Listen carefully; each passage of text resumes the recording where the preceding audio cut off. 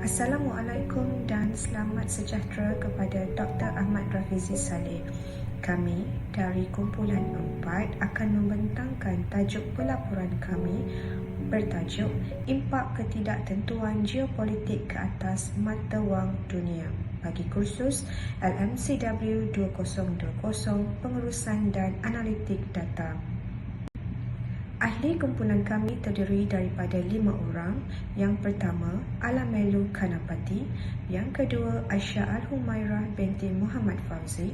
Yang ketiga, Renuka Gunasekare. Yang keempat, Nur Suziana Abdullah binti Muhammad Ibrahim. Dan yang terakhir, Nur Ashidah binti Adam.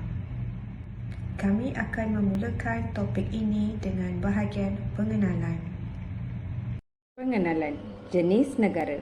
Yang pertama, Australia. Australia dikelilingi oleh Lautan Hindi, Selatan dan Pasifik. Dipisahkan dari Asia oleh Lautan Arafah dan Laut Timur. Ciri menarik bagi Australia merupakan Gunung Kosciuszko 2,228 meter di banjaran bahagian negara kedua pula Singapura. Singapura terletak di tepi hujung selatan semenanjung Malaysia. Dipisahkan dari Malaysia oleh Selat Johor dan dari Indonesia oleh Selat Singapura. Ciri menarik bagi Singapura ialah pusat kewangan keempat terunggul dan mempunyai bandaraya global metropolitan.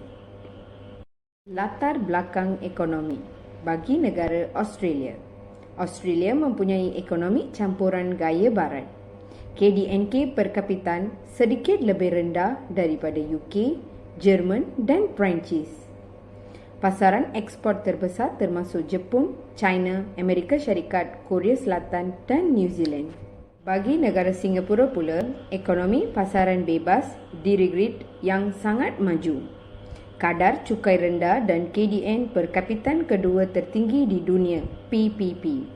Persekitaran perniagaan mesra dan disenaraikan sebagai ekonomi paling kompetitif di dunia. Slide seterusnya saya akan membentangkan latar belakang politik Australia. Australia adalah sebuah monarki berperlembagaan di mana kuasa raja atau ratu adalah terhad dan diatur oleh undang-undang dengan Ratu Elizabeth II sebagai kepala negara. Pilihan raya umum diadakan setiap 3 tahun bagi memilih wakil-wakil dalam Parlimen Australia yang terdiri daripada Dewan Rakyat dan Senat yang merupakan badan legislatif penting. Setengah dari kerusi Senat yang mewakili setiap negara bahagian dan wilayah Australia dipertandingkan setiap kali pilihan raya umum diadakan memastikan penggantian tahap dalam bidang legislatif. Parti politik yang memperoleh sokongan majoriti di Dewan Rakyat membentuk kerajaan dan ketua parti tersebut menjadi Perdana Menteri bertanggungjawab atas arahan dan pelaksanaan dasar-dasar kerajaan. Seterusnya, latar belakang politik Singapura. Australia adalah sebuah demokrasi perwakilan parlimen di mana warganya memilih wakil-wakil mereka ke parlimen yang memegang kuasa legislatif dan membuat keputusan politik. Sebaliknya, Singapura beroperasi sebagai sebuah republik dengan sistem parlimen di mana presiden bertugas sebagai ketua negara dan Perdana Menteri sebagai ketua kerajaan dengan yang terakhir memegang kuasa eksekutif. Singapura sering digambarkan sebagai sebuah negara satu parti secara de facto, di mana Parti Tindakan Rakyat mendominasi politik sejak kemerdekaan walaupun terdapat parti-parti pembangkang. Ini telah memunculkan perbincangan tentang pluralisme politik dan demokrasi di Singapura. Sementara landscape politik Australia menunjukkan sistem parti yang lebih pelbagai dalam kerangka demokratik. Penurunan kadar faedah oleh Bank Reserve Australia serta pelaksanaan program pelonggaran kuantitatif. Di sisi lain, Singapura yang merupakan ekonomi ke-13 terbesar di dunia menurut KDNK memainkan peranan penting sebagai hub kewangan dan perdagangan utama, pusat pembuatan dan teknologi. Ini menunjukkan kedua-dua negara sedang mengalami perkembangan penurunan kadar faedah oleh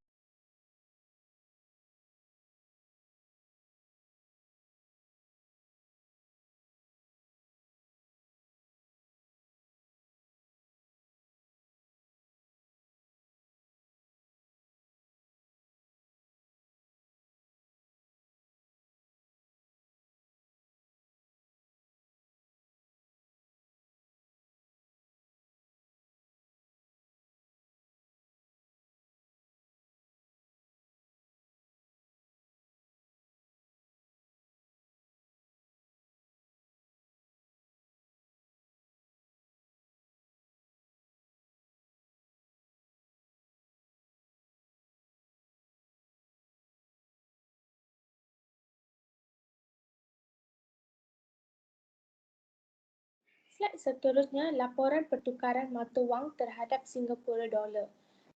Dolar Singapura juga dikenali sebagai SGD adalah mata wang negara dan disimbolkan sebagai dolar. Singapura menggunakan kod mata wang SGD dan boleh ditulis sebagai dolar. Pada April 2022, inflasi teras emas meningkatkan ke 33% dari 2.9% pada Mac, menunjukkan peningkatan inflasi yang signifikan. Singapura menggunakan mata wang yang sama dengan Malaysia sehingga berpisah pada tahun 1965.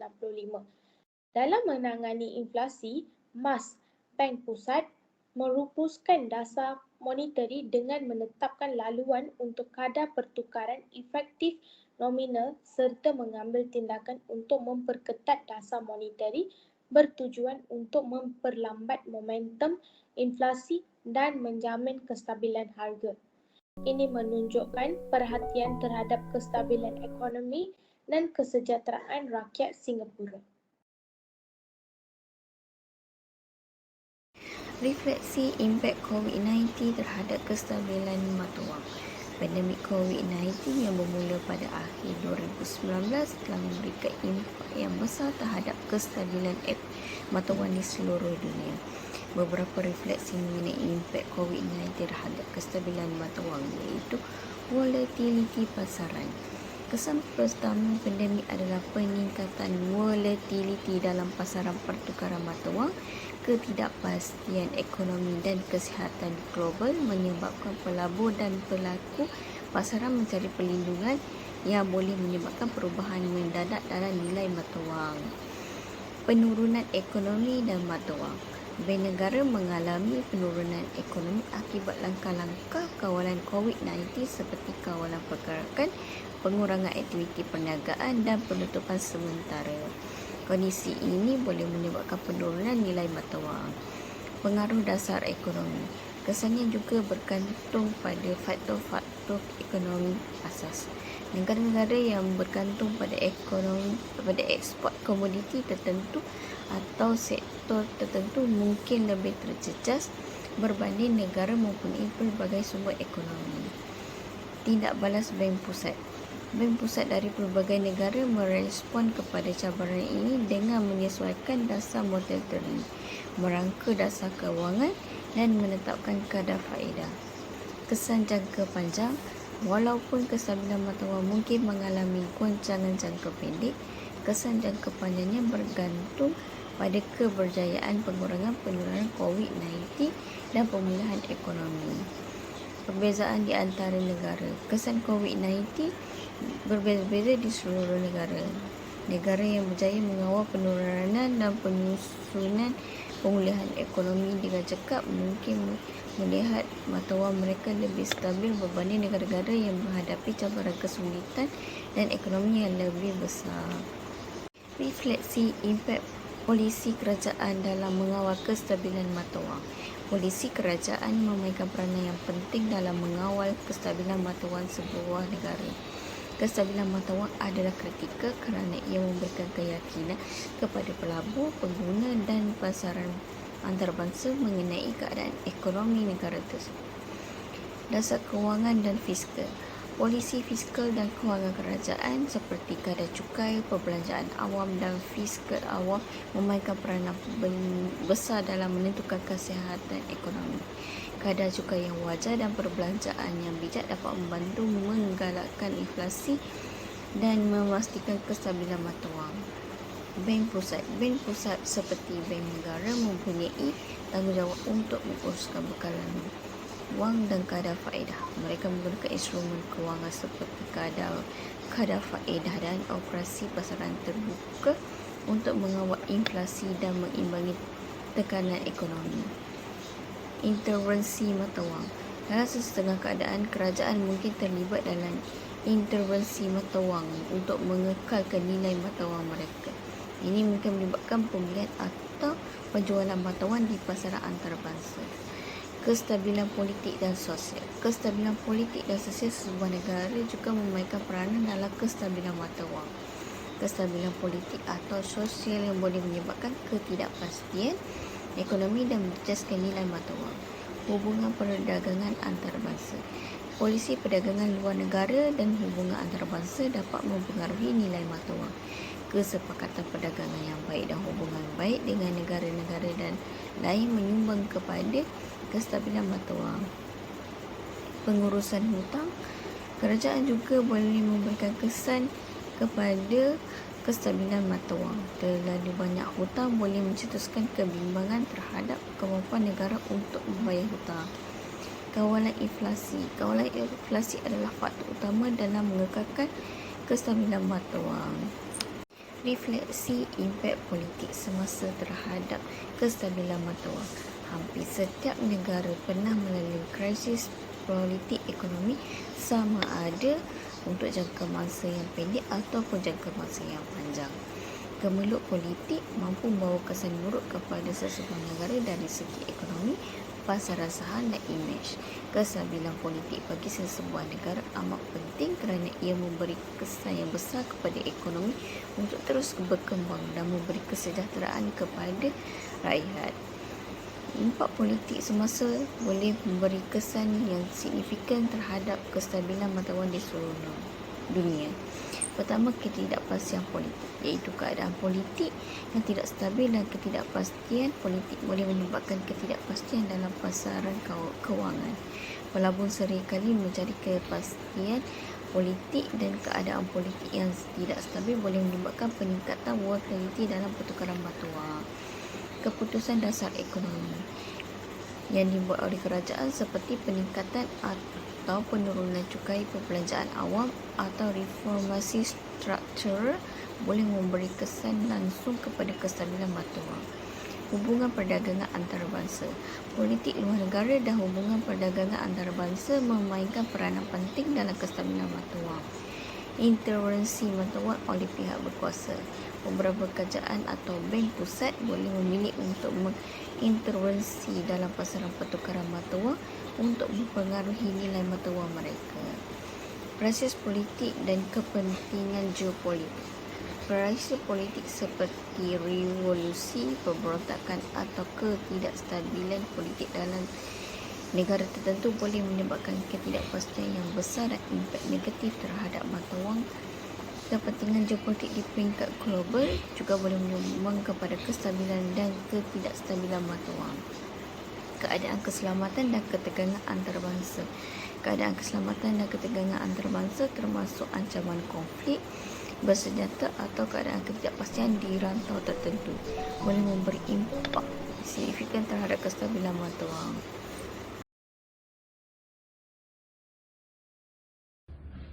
Cadangan terhadap potensi pelaburan. Bab ini membahas lebih terperinci mengenai cadangan terhadap potensi pelaburan yang dilihat akan mendatangkan impak yang ketara. Cabaran terhadap cadangan menjalankan pelaburan. Menjalankan pelaburan seringkali dilihat pelbagai cabaran yang perlu dihadapi oleh pelabur. Di sini mempunyai beberapa cabaran umum terhadap pelaburan. Ketidakpastian pasaran. Ketidakpastian pasaran merujuk kepada keadaan di mana pelabur atau peserta pasaran tidak dapat meramalkan dengan tepat pergerakan harga atau keadaan pasaran di masa depan. Ia merupakan satu ciri semula jadi dalam dunia kewangan yang sentiasa berubah dan boleh disebabkan oleh pelbagai faktor. Ketidakpastian pasaran adalah satu cabaran yang perlu dihadapi oleh pelabur dan kebolehan untuk mengurus risiko dan membuat keputusan dalam suasana ketidakpastian adalah kebolehan yang penting dalam dunia kewangan. Seterusnya, risiko pelaburan. Risiko pelaburan merujuk kepada kemungkinan kerugian atau tidak mencapai pulangan yang dijangka dalam pelaburan. Pelaburan selalu melibatkan risiko dan pemahaman terhadap jenis-jenis risiko ini adalah penting bagi pelabur untuk membuat keputusan yang berasaskan informasi dan berhikmah. Penting untuk diingatkan bahawa tidak ada pelaburan yang bebas risiko. Pelabur perlu memahami risiko yang terlibat dalam setiap pelaburan dan membuat keputusan berdasarkan profil risiko mereka sendiri, matlamat pelaburan dan juga jangka masa pelaburan. Ketidakstabilan mata wang.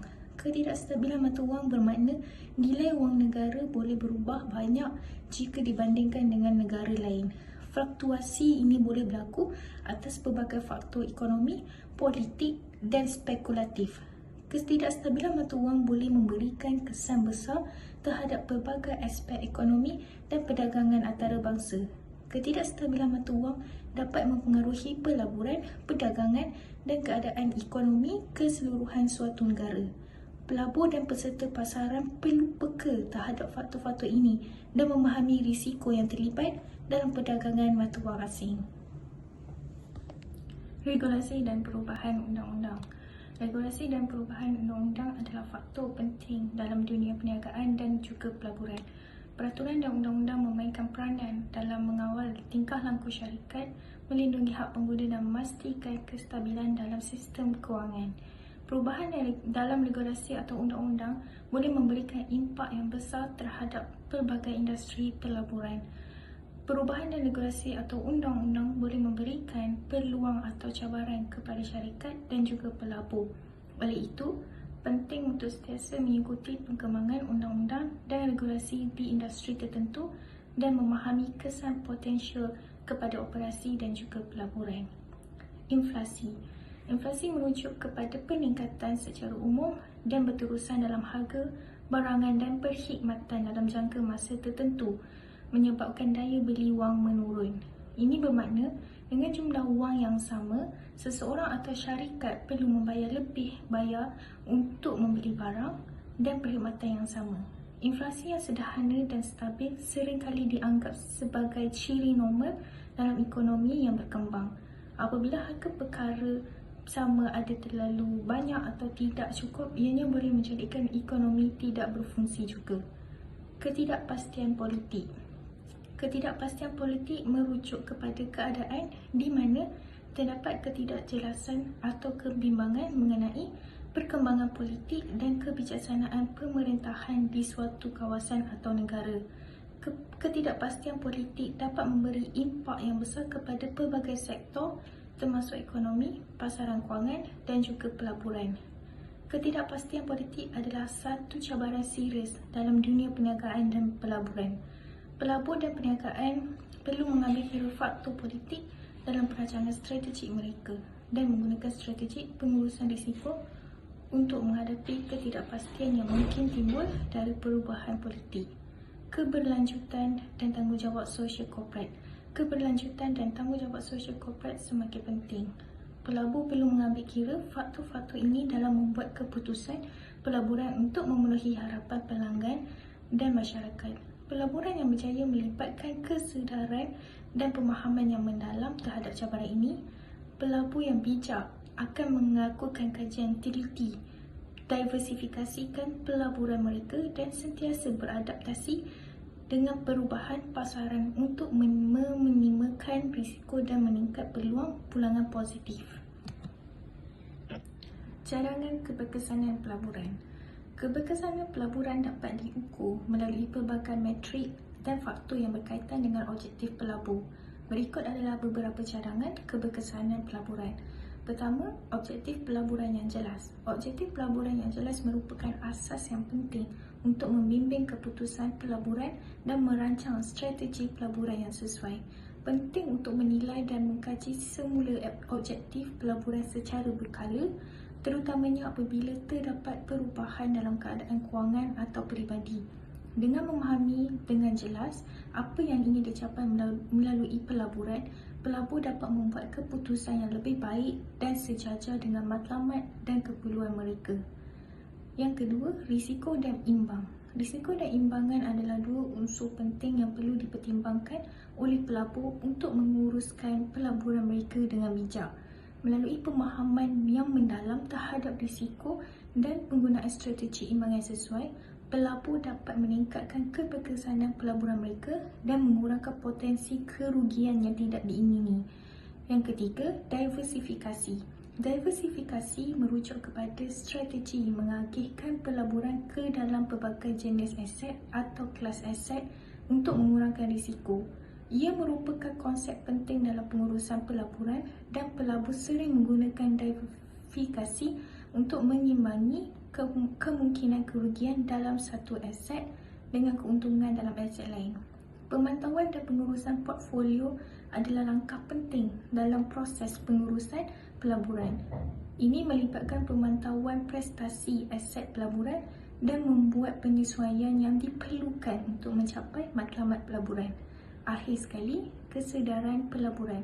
Kesedaran pelaburan adalah keupayaan pelabur untuk memahami dengan baik aspek-aspek pelaburan, risiko yang terlibat dan keputusan yang perlu diambil untuk mencapai matlamat kewangan mereka. Kesedaran pelabur adalah aspek penting dalam mencapai keberkesanan pelaburan. Pelabur yang sedang punya kemungkinan lebih besar untuk membuat keputusan pelaburan yang pintar dan mengelakkan kesilapan yang boleh merugikan.